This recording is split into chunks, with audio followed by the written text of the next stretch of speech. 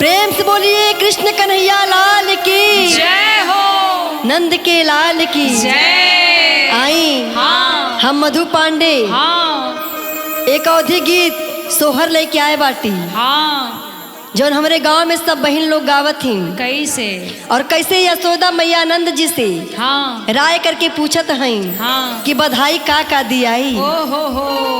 और कहा तारी कैसे बधाई हो कि मचिया बैठल यशोदा रानी नंद से आ रज कर नंद से आ रज कर हो कि आबा गोदिया में हो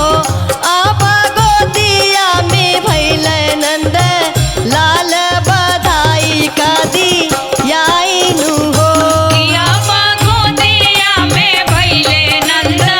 लाल बधाई का दियाइनु हो किया गोदिया में भैले नंद लाल बधाई का दियाइनु हो मचिया बैठल यशोदा रानी नंद से आ रज करई नंद से आ रज करई हो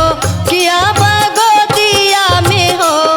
आबा गोदिया में भैल नंद लाल बधाई का दी याइनु हो किया गोदिया में भैले नंद लाल बधाई का दियाइनु हो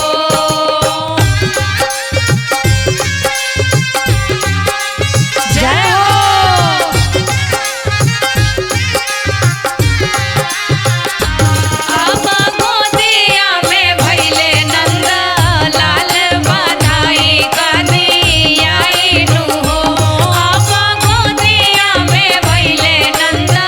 लाल बधाई का दियाइनु हो हंसी हंसी काहे बाबा नंदत सुना मोरी रानी सुना मोरी रानी नु हो अब गोदिया में हो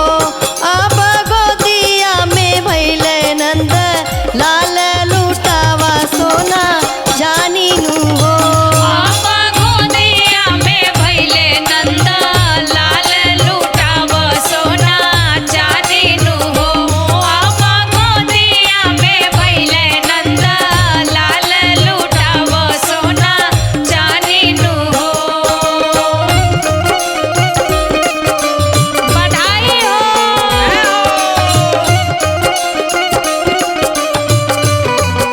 आबा गोदिया में भैले नंद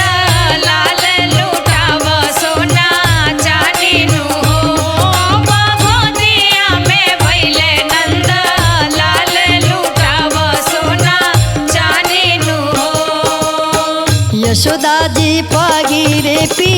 यरिया